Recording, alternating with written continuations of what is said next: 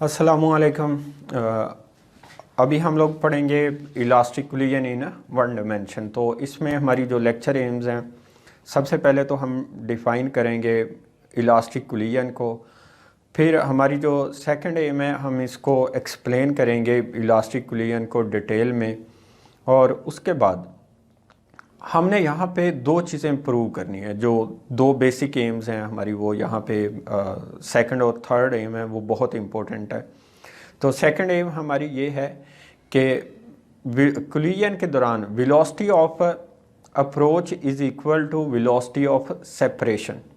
जिस वेलोसिटी से दो बॉल्स एक दूसरे को अप्रोच करके हिट करती हैं, उसी वेलोसिटी से वो एक दूसरे से सेपरेट होती हैं। तो हमने ये प्रूव करना है velocity of approach is equal to velocity of separation. फिर हम इसका थर्ड पॉइंट ये प्रूव करेंगे कि relative velocity of first ball is equal to negative of relative velocity of first ball after collision. जो फर्स्ट मैस है या ball है, उसकी कोलिजन से पहले रिलेटिव वेलोसिटी कोलिजन के बाद नेगेटिव रिलेटिव वेलोसिटी के इक्वल होती है। तो ये दोनों स्टेटमेंट भी बोर्ड में पूछी जाती हैं, जो अब हम यहाँ पे हमारे ऑब्जेक्टिव में शामिल है, हमारी एम्स में शामिल है, जिनको हमने इस टॉपिक में प्रूव करना है। तो चलें हम चलते हैं अपनी एम्स की तरफ और इनको डिटेल में देखते हैं और इनको प्रूव करते हैं। तो चलते हैं स्क्रीन की तरफ। Elastic collision. तो इलास्टिक कोलिजन को सबसे पहले हम डिफाइन कर लेते हैं कि ऐसी कोलिजन जिसमें टोटल एनर्जी, मोमेंटम और काइनेटिक एनर्जी कांस्टेंट रहते हैं, उस कोलिजन को इलास्टिक कोलिजन कहा जाता है। तो यहाँ पे इन इलास्टिक नहीं है, इलास्टिक है। तो ऐसी कोलिजन जिसमें कोलिजन से पहले और कोलिजन के बाद की काइनेटिक एनर्जी कांस्टेंट रहे, उसको इलास्टिक कोलिजन बोलते हैं। यहाँ पे दो ऑब्जेक्ट्स में कोलिजन हो रही है, 3 kg मास और 1 kg मास में। तो आप लोग देख रहे हैं कि कोलिजन के बाद भी ये मोशन में रहते हैं। इट मीन्स कि इनके पास कोलिजन के बाद भी काइनेटिक एनर्जी है। तो कोलिजन से पहले भी काइनेटिक एनर्जी थी और कोलिजन के बाद भी। तो कोलिजन में एनर्जी का वेस्ट नहीं होता। हो क्या रहा है कि ये पहले 3 kg फास्ट मूव कर रहा था कोलिजन से पहले और 1 kg स्लो मूव कर रहा था। कोलिजन के रिजल्ट में 3 kg जो है ये स्लो हो गया और 1 kg फास्ट मूव कर गया। लेकिन एनर्जी का यहाँ पे काइनेटिक एनर्जी वेस्ट नहीं हुई, काइनेटिक एनर्जी एक्सचेंज हुई। 3 kg ने कुछ काइनेटिक एनर्जी 1 kg को दे दी। तो लेकिन यहाँ पे कोलिजन में काइनेटिक एनर्जी वेस्ट नहीं हुई। तो ऐसी कोलिजन जिसमें काइनेटिक एनर्जी वेस्ट ना हो और सिस्टम की काइनेटिक एनर्जी कोलिजन से पहले और कोलिजन के बाद अगर इक्वल रहे, तो उस कोलिजन को इलास्टिक कोलिजन बोलते हैं। और यहाँ पे हमने आज जो टॉपिक पढ़ना है वो है डिटेल में elastic collision in one dimension. तो यहाँ पे अगेन हमारे पास दो मैसेज हैं।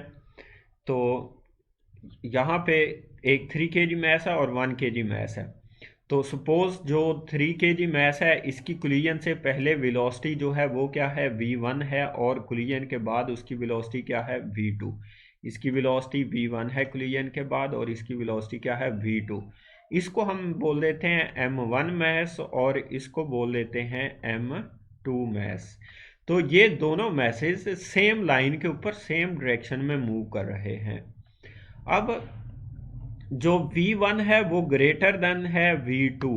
इसका मीनिंग ये है कि जो m1 है वो फास्ट मूव कर रहा है एज कंपेयर टू m2। कुछ टाइम के बाद क्या होगा, कुछ टाइम के बाद m1 जैसा कि फास्ट मूव कर रहा है, ये हिट करेगा जाके किसको, m2 को। तो जब ये हिट करेगा तो इन दोनों के दरमियान में क्या होगी, कोलिजन होगी। कोलिजन के रिजल्ट में यहाँ पे काइनेटिक एनर्जी वेस्ट नहीं होगी। होगा क्या कि 3 kg मैस कुछ अपनी काइनेटिक एनर्जी 1 kg मैस को दे देगा। तो 1 kg मैस की काइनेटिक एनर्जी इंक्रीज कर जाएगी कुछ, और इसकी एनर्जी फॉल कर जाएगी, इसकी कम पड़ जाएगी कुछ एनर्जी। तो एनर्जी का वेस्ट नहीं होगा, एनर्जी एक्सचेंज होगी।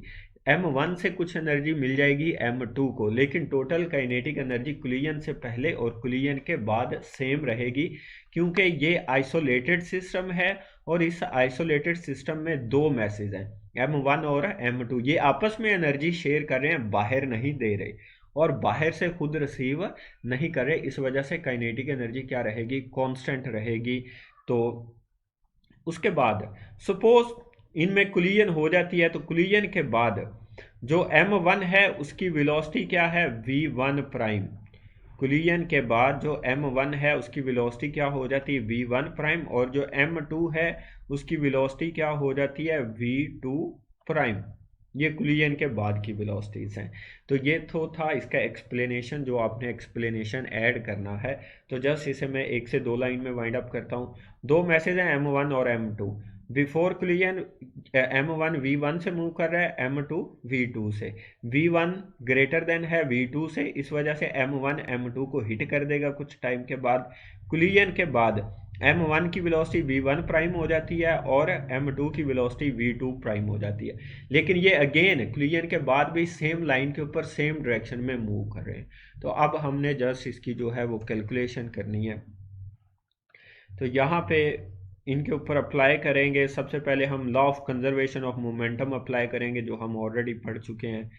तो यहाँ पे law of according to law of conservation of momentum, momentum before collision system किससे बना हुआ है, m1 और m2 से मिलकर बना हुआ है। तो सिस्टम का मोमेंटम क्या होगा, दोनों स्फेयर्स के मोमेंटम का sum before collision is equal to momentum after collision. तो m1 v1 फर्स्ट स्फेयर का मोमेंटम है before collision, m2 v2 second sphere का मोमेंटम है बिफोर कोलिजन। उसके बाद m1 v1 क्या है, फर्स्ट इसका मोमेंटम है आफ्टर कोलिजन, और ये क्या है m2 v2 प्राइम क्या है, मोमेंटम है सेकंड स्फेयर का आफ्टर कोलिजन। तो यहाँ पे right hand side isolated system का मोमेंटम आफ्टर कोलिजन है और ये left hand side momentum before collision है। तो यहाँ पे हमने जस्ट कुछ नहीं किया कि आप लोग m1 वाली टर्म्स को एक साइड पे कर लें, ये वाली टर्म इधर ले आएंगे तो ये नेगेटिव हो जाएगी। तो यहाँ पे देखें m1 कॉमन आ रहा है तो ये v1 आ जाएगा, ये इधर आके टर्म माइनस की होगी तो यहाँ पे माइनस v1 प्राइम आ जाएगा। इसी तरह ये वाली टर्म इधर ले आएंगे, m2 कॉमन ले लेंगे, m2 कॉमन ले लिया, इसकी टर्म ये वाली देखें v2 प्राइम पॉजिटिव है तो ये प्लस का आ गया, ये इधर आके नेगेटिव हो गया तो यहाँ पे ये माइनस v2 आ गया। इसको हमने कह दिया 1। जैसा कि कोलिजन क्या है, इलास्टिक कोलिजन है। इलास्टिक कोलिजन में काइनेटिक एनर्जी क्या रहती है, कांस्टेंट। इसका मीनिंग ये है कि kinetic energy of system before collision किसके इक्वल है, kinetic energy of system after collision. तो अब देखें सिस्टम की काइनेटिक एनर्जी, ये m1 हाफ mv, आपको पता है स्टैंडर्ड फॉर्मूला होता है हाफ mv स्केयर। तो हाफ m1 v1 स्केयर, ये m1 की kinetic energy before collision plus half m2 v2 square, ये m2 की काइनेटिक एनर्जी बिफोर कोलिजन। उसके बाद इसी तरह क्योंकि कोलिजन के बाद वेलोसिटीज जो हैं वो प्राइम वेलोसिटीज है, तो यहाँ पे m1 v1 प्राइम स्केयर, ये क्या है काइनेटिक एनर्जी m1 की आफ्टर कोलिजन, और ये m2 की kinetic energy after collision.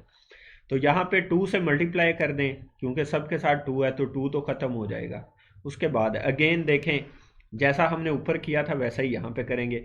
m1 जिन टर्म्स में उनको एक साइड पे करेंगे और जिनमें m2 है उनको एक साइड पे रीअरेंज करेंगे। इसमें देखें m1 as it is, v1 square as it is, इधर देखें m1 इसमें है, ये इधर आके माइनस की हो जाएगी तो माइनस v1 प्राइम स्केयर। इसी तरह m2, ये देखें ये वाली टर्म m2 कॉमन आ गया, v2 प्राइम स्केयर माइनस ये वाली टर्म इधर आके नेगेटिव होगी तो m कॉमन आ जाएगा तो माइनस v2 स्केयर। उसके बाद नेक्स्ट पे चलते हैं। और तो इसको अगेन उसी इक्वेशन को कैरी कर लिया है, m1 into v1 square minus v1 prime square is equal to m2 v2 prime square minus v2 square. अब देखें ये लिखा हुआ है a square minus b square, तो a square minus b square किसके इक्वल होता है, a minus b into a plus b। तो इसी v1 square minus v1 prime square को ओपन करेंगे तो ये बन जाएगा v1 minus v1 prime, v1 plus v1 prime.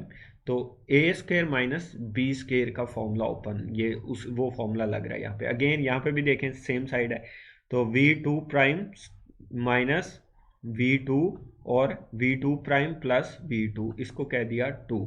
तो इक्वेशन नंबर 2 को 1 से डिवाइड कर दें।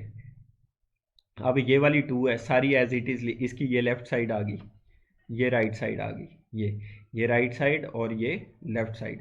इक्वेशन नंबर 1 की जो अभी हमने law of conservation of momentum से ड्राइव की थी, ये वाली देखें, यहाँ पे हम खुद ड्राइव करके आए, तो इस पे हम लोग डिवाइड कर रहे हैं, तो ये उसकी लेफ्ट साइड ये लिख दी m1 v1 v1 square minus v1 prime square. यहाँ पे इनके ऊपर स्केयर नहीं है, यहाँ पे इसके ऊपर भी स्केयर नहीं है और इसके ऊपर भी स्केयर नहीं है, इसके ऊपर भी स्केयर नहीं है क्योंकि उसमें मोमेंटम में स्केयर नहीं आता ये। तो अब ये वाली टर्म जो है माइनस की टर्म से कैंसल आउट हो जाएगी, m1 भी कैंसल आउट और ये वाली टर्म इससे कैंसल आउट, इसी तरह ये वाली m2 और ये वाली टर्म माइनस वाली इससे कैंसल आउट। तो जस्ट हमारे पास क्या रह जाएगा, ये वाली टर्म रह जाएगी यहाँ पे और यहाँ पे ये वाली टर्म रह जाएगी ये। तो अब हम इसको रीअरेंज करेंगे, तो यहाँ पे देखें, इसको v1 को जो अनप्राइम वेलोसिटीज है उनको एक साइड पे कर लें, प्राइम वाली एक साइड पे कर लें। ये देखें इसके ऊपर प्राइम नहीं है v1, इसके ऊपर भी प्राइम नहीं है, इसको इधर ले आए माइनस v2 हो जाएगा। इसी तरह अगर आप यहाँ पे देखें v2 प्राइम प्लस का है, इधर v1 प्राइम माइनस का हो जाएगा, ये इधर कैरी कर लेंगे। इसी को हम लोग लिख सकते हैं इज इक्वल टू, इन दोनों में से माइनस का साइन कॉमन ले लें, तो माइनस का साइन कॉमन लेंगे तो ये v1 प्राइम प्लस का हो जाएगा और ये क्या हो जाएगा माइनस का, तो ये बन जाएगा v1 prime minus v2 prime. अब ये वाला जो रिज़ल्ट आया अभी, तो ये रिज़ल्ट इम्पोर्टेंट है, इसको हम डिस्कस करते हैं और इसको इसी स्टेटमेंट से पूछ भी लिया जाता है direct as it is board में। इसको बोलते हैं velocity of approach is equal to velocity of separation या रिलेटिव वेलोसिटी ऑफ, यहाँ पे अगेन उसी को रिवाइज किया हुआ है, v1 माइनस v2। v1 याद करें किसकी वेलोसिटी है, m1 की बिफोर कोलिजन, v2 क्या है, वेलोसिटी है किसकी, m2 की बिफोर कोलिजन। तो वेलोसिटी का जब डिफरेंस होता है उसको बोलते हैं रिलेटिव वेलोसिटी, उसको क्या बोलते हैं रिलेटिव वेलोसिटी। तो ये रिलेटिव वेलोसिटी है किसकी, m1 की। यहाँ पे देखें v1 ग्रेटर है, v2 क्या है लेस है, इसका मीनिंग क्या है, m1 फास्ट मूव कर रहा है, m2 स्लो मूव कर रहा है, तो ये रिलेटिव वेलोसिटी ऑफ m1 है।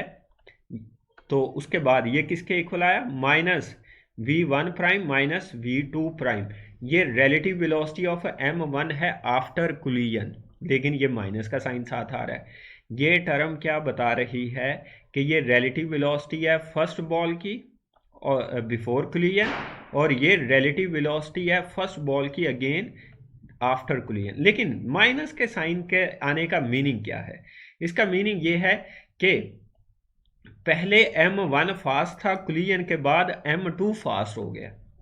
माइनस का साइन क्या बता रहा है कि v1 पहले पॉजिटिव था, अब v1 प्राइम क्या है नेगेटिव हो चुका है, कि m1 कोलिजन से पहले फास्ट मूव कर रहा था, अब m1 स्लो मूव कर रहा है और m2 फास्ट मूव कर रहा है कोलिजन के बाद। इसी को एक ये भी बोलते हैं, ये वेलोसिटी ऑफ अप्रोच है। इस वेलोसिटी से अगर आप यहाँ पे कोई वैल्यू सपोज कर लें, यहाँ पे v1 को अगर आप 10 ले लें मीटर पर सेकंड और यहाँ पे इसकी 8 मीटर पर सेकंड, तो कोलिजन की वेलोसिटी क्या होगी 2 मीटर पर सेकंड। तो इस वेलोसिटी से पे जाके रिलेटिव वेलोसिटी का डिफरेंस क्या है 2 मीटर पर सेकंड, लेकिन ये कोलिजन के बाद क्या हो जाएगा, इसकी 10 हो जाएगी और इसकी क्या हो जाएगी 8 हो जाएगी। तो इसका मीनिंग ये है कि जो m2 है वो फास्ट हो जाएगा कोलिजन के बाद और m1 स्लो हो जाएगा। तो इसको बोलते हैं वेलोसिटी ऑफ अप्रोच और इसको बोलते हैं वेलोसिटी ऑफ सेपरेशन। तो हम ये भी बोल सकते हैं कि velocity of approach is equal to the negative of velocity of separation. m1 जितनी वेलोसिटी से m2 को हिट करेगा जाके कोलिजन के बाद m2 m1 को उतनी वेलोसिटी से लीव कर जाएगा। तो जितनी वेलोसिटी से अप्रोच होगी उतनी ही वेलोसिटी से सेपरेशन हो जाएगी। तो इसके मीनिंग हैं ये, यहाँ पे अगर आप लोग इस एनिमेशन में अगेन देखें तो ये आप लोग आसानी से देख सकते हैं कि कोलिजन से पहले 3 kg फास्ट है, कोलिजन के बाद 1 kg फास्ट हो जाता है। तो जिस वेलोसिटी से यहाँ पे 3 kg उसको अप्रोच करता है उतनी वेलोसिटी से वो उसको लीव कर जाता है। तो velocity of approach is equal to velocity of separation है। यहाँ पे इसकी कोलिजन के पहले 8 मीटर पर सेकंड थी, तो इसकी भी वेलोसिटी यहाँ पे 8 मीटर पर सेकंड ही लेंगे, लेकिन यहाँ पे इस एनिमेशन में वो ज़्यादा शो करता है, तो यहाँ पे 8 मीटर पर सेकंड इसकी कोलिजन के बाद। इसकी कोलिजन से पहले 8 मीटर पर सेकंड थी, अब इसकी 4 हो जाएगी और इसकी क्या हो जाएगी, 8 हो जाएगी। तो इस फॉर्मूला का सारे का ये मीनिंग है। अब कोलिजन के बाद इनकी वेलोसिटीज़ क्या होंगी उसको नेक्स्ट पार्ट में, और जो केसेस हैं उनको हम लोग नेक्स्ट इसके पार्ट में स्टडी करेंगे। तो आज का लेक्चर यहीं तक था, तो नेक्स्ट लेक्चर